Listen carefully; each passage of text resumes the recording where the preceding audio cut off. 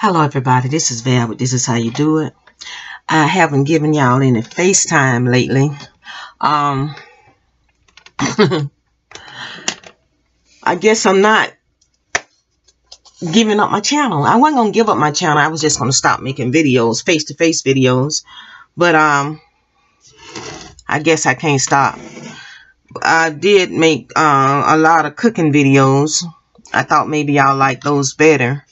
And I do have my coffee, but the only reason I came on this morning is I was just a little disturbed about, watching the news, and sometime when I come on here, it kind of calms it down a little bit.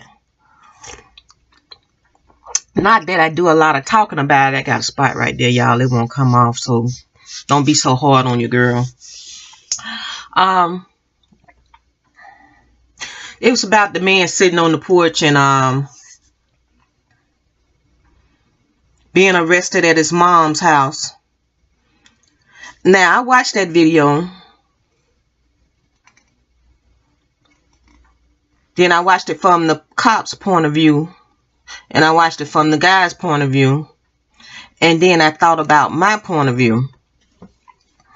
My children are a lot more successful material-wise than I was when I was growing up, because each generation is supposed to do better than the generation before it. Now, like I supposed to been did better than my mom did, okay? Now, the thing that got me about that, now this is just me thinking on my point of view. One of my sons live in a neighborhood, a risky neighborhood, where kids are part of teams like maybe croquet and stuff like that. I don't know. They had uniforms I had never seen before, not game uniforms. I saw a little boy getting in a car, going to practice in a Mercedes, and so. A little bitty boy. Somebody picked him up. And then I was sitting in his yard. And then there were people riding around in golf carts in the neighborhood. And, they don't do that kind of stuff here in my neighborhood. They do it in places like, you would say, Halcyon and Wind Lakes and places like that. I mean, the echelons, they do it in those neighborhoods. But see, I don't live in those neighborhoods. But my children live in those kind of neighborhoods. And I thought about it like this. The last time I was at Val's house, I had keys to his house, okay? Then he changed the locks. And the last time I was at his house, he gave me and Willie a key to the lock in the deadbolt lock. Now, all of my children have keys to my house. They can come and go when they get ready. If they feel like they want to come home, they can be here when we get here. You get what I'm saying? Tonya Hairston is calling. Answer or reject. Hold on. Tonya. Oh. Tonya Hairston is calling. Answer. Say answer or reject. Child, these new phones.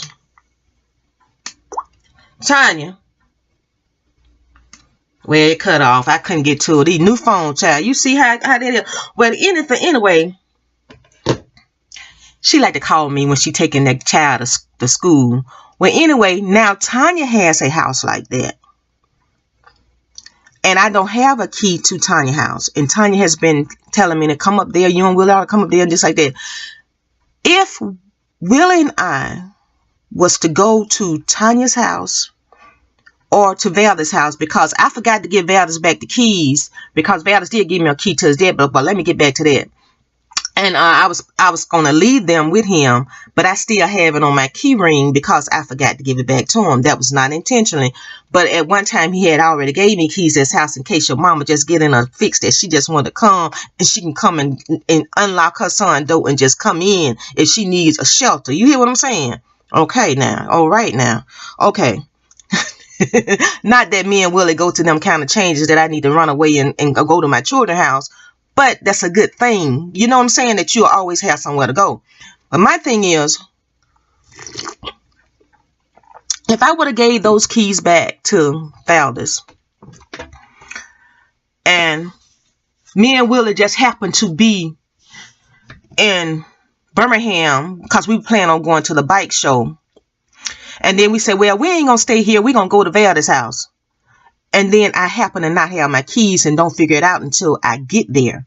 And then I got to wait on Valdez to get off his job. He got a state job. He just can't jump off it. He can jump. Well, you know, he's got a position with the state. But I'm just saying, it's going to take him time to get to his house because he don't live right near his job.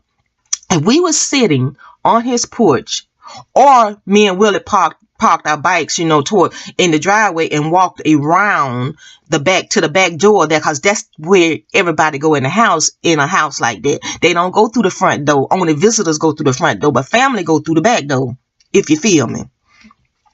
Now, if me and Willie was all around the back door in the yard, looking at where the baby they got a new swing set or something for the baby or something like that, looking in the yard, somebody called the police, that can be an incident.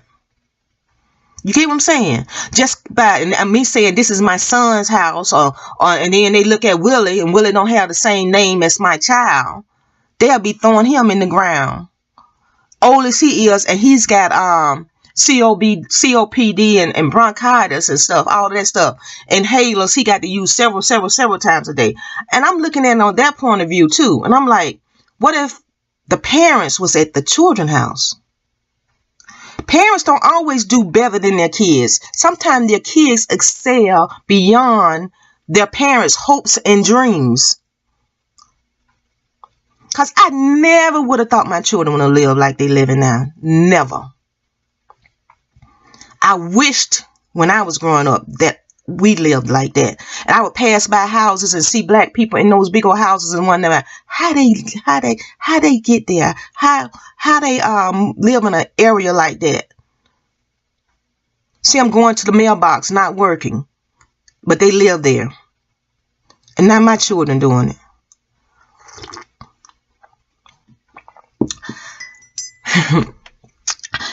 I was just looking at that, y'all. And it's a thing that parents always give their kids keys to their house. It comes that children need to give their parents keys to their house, so their parents can come at any time they feel like it. You can't be doing too much that your parents don't know what you're doing. No way. I mean, you knock on the door first, but then if you don't answer the door, then the parents can let themselves in. You get what I'm saying? Sometimes your parents need a refuge. But that's the reason I came on. Cause I don't want to go to my children's house and the police be like, what you doing here? Where's your ID? And then I show you my ID. We got the same last name and it don't matter. You get slammed to the ground anyway. They had the same last name. I got the same last name as my kids. Because when my children started growing up, I chose to keep the name that my children have. Because one time when my husband and I separated, was not divorced, just separated. We had been together for 15 years. I went to my children's school. I don't even think we were separated then, because I was the one that went to the schools all the time. The teacher asked me, I said, I came to see my son, Valdez Granville. And then he said, what's your name? I said, I'm Valerie. And then she said, y'all got the same last name. I looked at her and like, yes, we have the same last name. I gave you my last name when I told you what child I wanted to see. My name is Valerie Granville. I'm here to see Valdez Granville, because Valdez used to stay in trouble, child. And that's one thing, the child that stayed in trouble the most when he was growing up seemed to be doing financially the best. He was so smart. He stayed in trouble all the time. He did his homework in advance, because when they came home, all my kids had their homework done a week in advance. So when they went to school, they just turned their homework in, and he just cut up in class because he ain't had nothing to do. And he knew all the answers. So when they asked him stuff, he knew the what was going on, because I had them to read chapters. Not when they say read this page, I had them to read the whole chapter. So they was used to doing that, just growing up doing that. That was just my thing. I told my children if they could read, they can do anything they wanted to do in life. You can become anything you want to become in life. You want to be an astronaut, you want to be a scientist, you want to be a doctor. If you can read, you can be whatever you want to be. Because everything you need to know is in a book. That's what I used to tell them. Don't let nobody tell you you can't do this or you can't be that. That don't look good. I just did my hair and that white stuff, and look at it, it's popping all over me. It's conditioner. Let me rub that out my hair.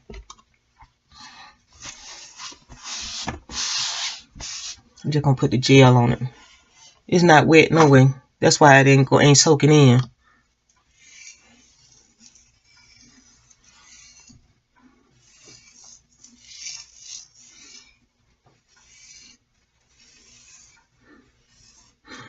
But I just thought I'd talk to y'all a little bit about what's going on in the news again.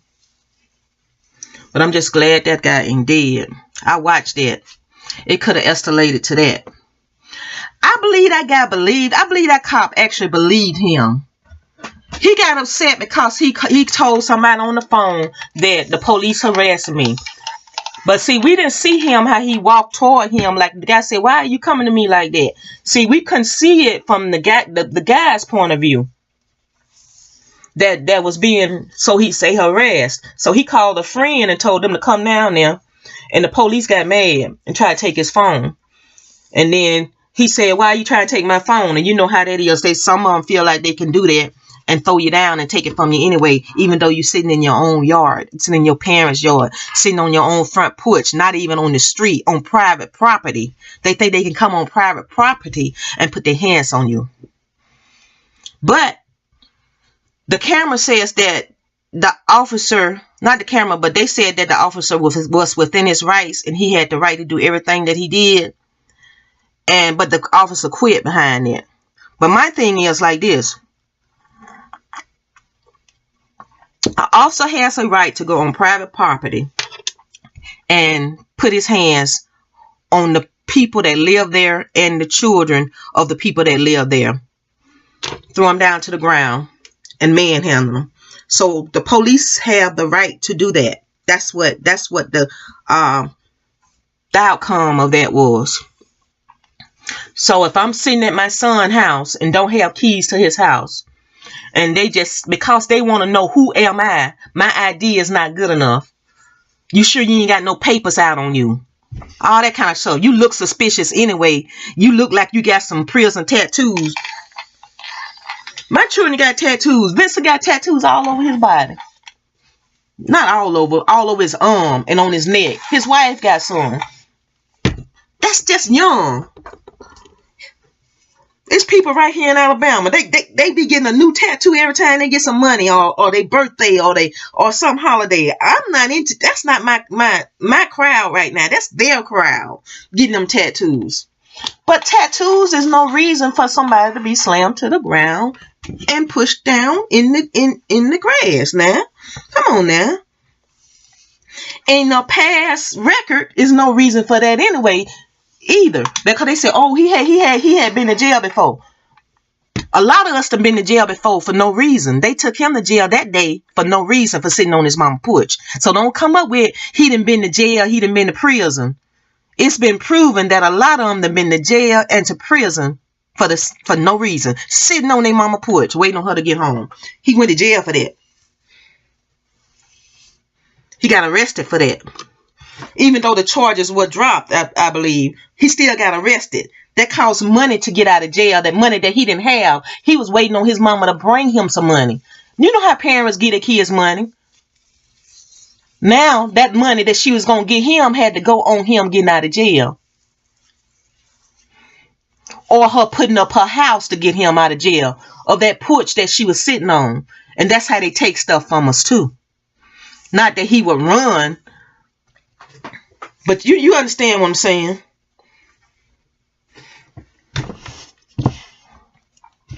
I said they. It made me sound so prejudiced then, which It's not that a person with nothing can be prejudiced. It's just that a person with nothing has been through enough to say they. I won't tell y'all the stuff my mama been through. Walking down the street with her baby in a baby carriage, and the rumor was that her baby was so light skinned that it must have been a white man's child, and a woman came up to her, snatched the cover off one of my oldest brother, and then they said, oh, there ain't no white child, there ain't nothing but a nigga.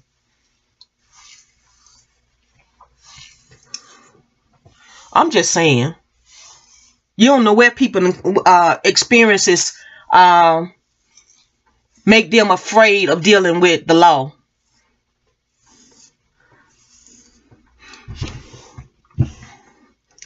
Make you afraid of them. And so if you're afraid of them, when they put their hands on you, you react. You're scared. You think they're going to do something to you. You think they're going to escalate it to a shooting. So, oh, you're resisting, especially when you ain't resisting and they keep screaming, stop resisting, stop resisting. You got a weapon and you ain't got none, and they talking like that. That's frightening. But then you hear these people on these comments saying, he should have cooperated. Let somebody throw you down and see how much cooperation you give them. Say that you don't open your mouth at all and say, oh, that hurts. Stop doing that. I can't believe this. See, if you don't say something like that, similar to that. I'm just saying.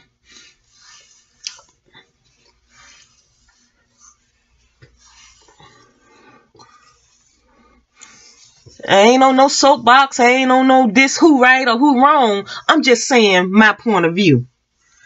And some of y'all say y'all like when I talk about my point of view. And my point of view, I'm talking about me and mine. And how my children live in an excellent neighborhood. They could be going home to their own damn house, y'all.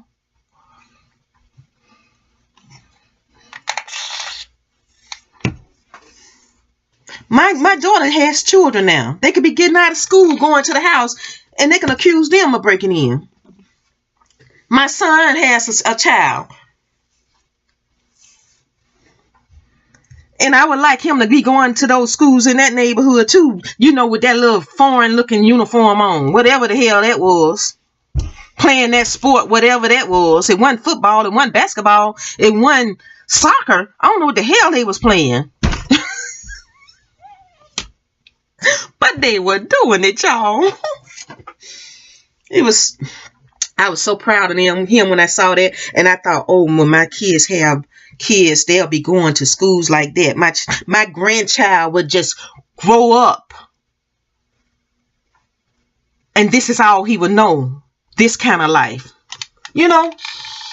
And I was like, things are getting better, but things are so much the same.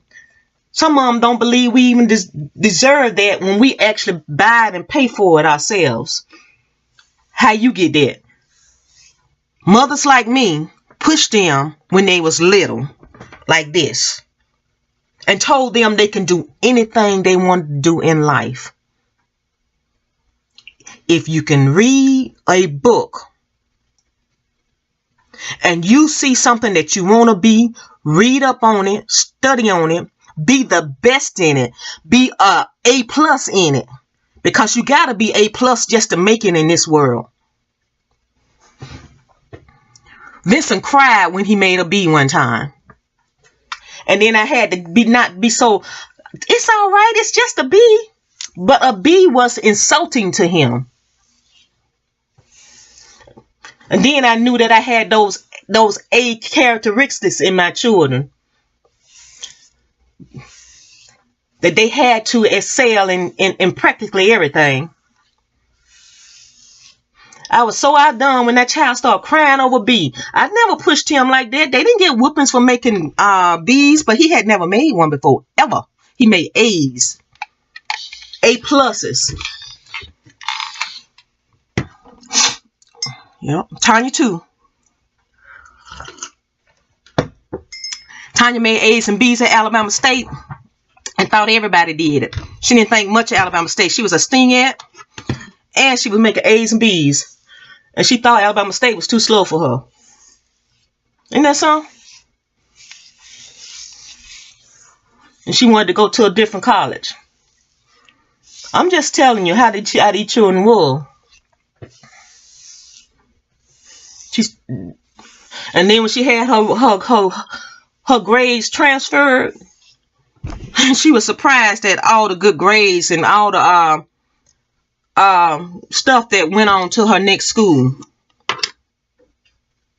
I told her then, I said, Tonya, everybody don't make A's and B's in college. I said, everybody at that school ain't making them kind of grades. But she didn't listen. She had to go.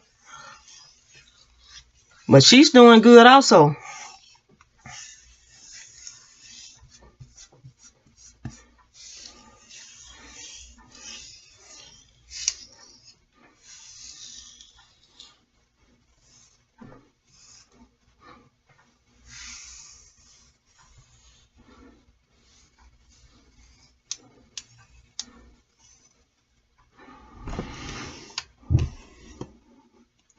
I'm just doing something, y'all. I figured I have to do something since I'm talking to y'all. So I decided to do my hair.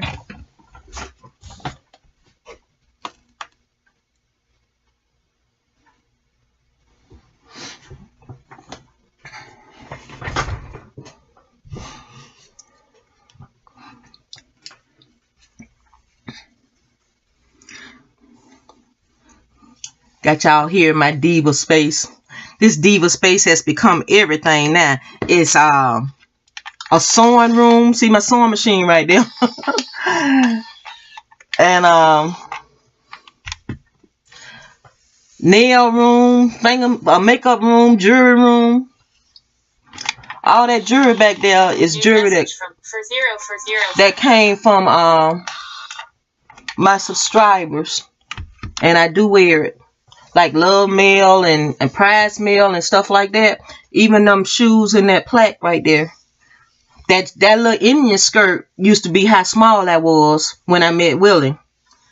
I can't get in it now, y'all, but I think that was a size 3 or 5. One of them. I put that skirt on for one Halloween. I went as a Pocahontas, which is in my bloodline. They can trace me all the way back to Pocahontas. Y'all didn't know that, did you? I actually got paperwork on it. My mom always said that I was a 4th generation princess. And I told my daughter that too. And as my children, boys used to act so rough, tough, and jump off the roof and jump off walls, brick walls and stuff, and flip. And I used to think, like, if this was a different time and we were still living like Indians and people from Timbuktu, my children would be considered braves, warriors, proud men, the best ones in the whole thing. Because they were some child. They were some. So when Valdez got old enough to start deciding what he's going to do in life, I got him involved with the police cadets.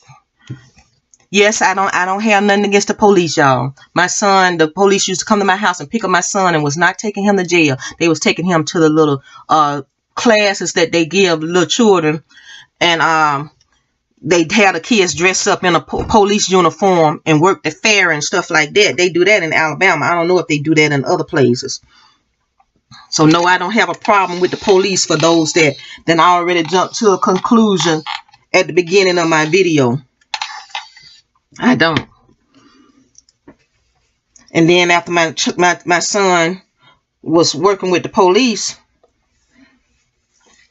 and as he got older and finished school, he went to ROTC. He didn't go to ROTC. He went to the weekend warrior kind of thing. What is that?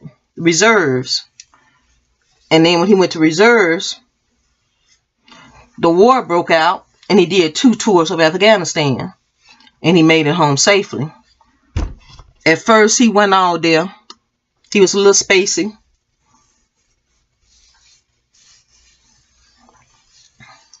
But I praise the Lord now that he got himself back together, and he finished college, and he working at the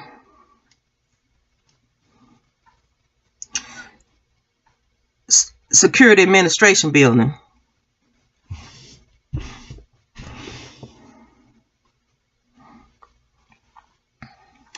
So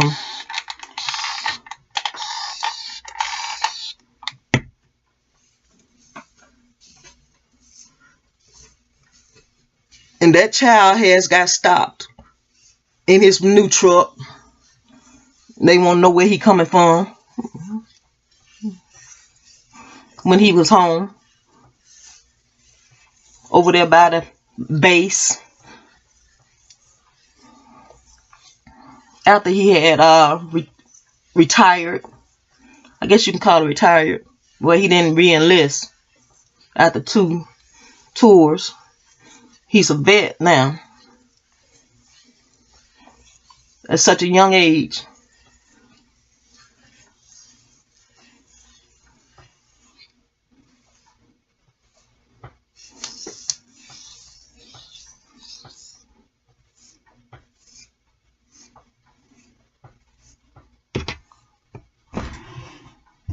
And when he went over there, I said, don't be no hero, just come home alive.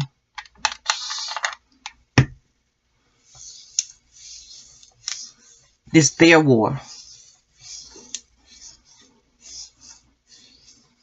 Come home alive. Don't jump out no planes. Don't be no paratrooper. Because they try to tell you how to do. Once you get in there, they talk to you like you're invincible and you can do anything. Just walk in front of a bullet and it's all right. Make it home alive. Do your job. Do what you got to do. But protect yourself.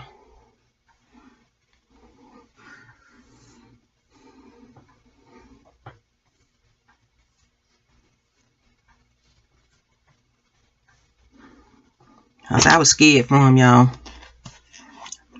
But he was a military man. That's what I'm saying. And that was a good release for all of that Indian and Egyptian in his blood, and black, African. Well, the warrior mentality instead of gangs. Gangs ain't nothing but warriors trying to find their place in the world.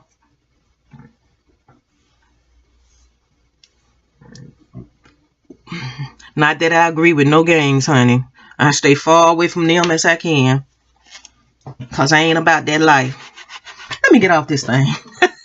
I'm through with my hair, y'all. This is Val. This is how you do it. Y'all, I don't even know what I'm doing on here this morning. I just getting all of that out. Now I feel better. And I appreciate y'all for listening to me. This is Val. This is how you do it. Don't forget to subscribe, hit like, share with your friends. Tell everybody about your girl.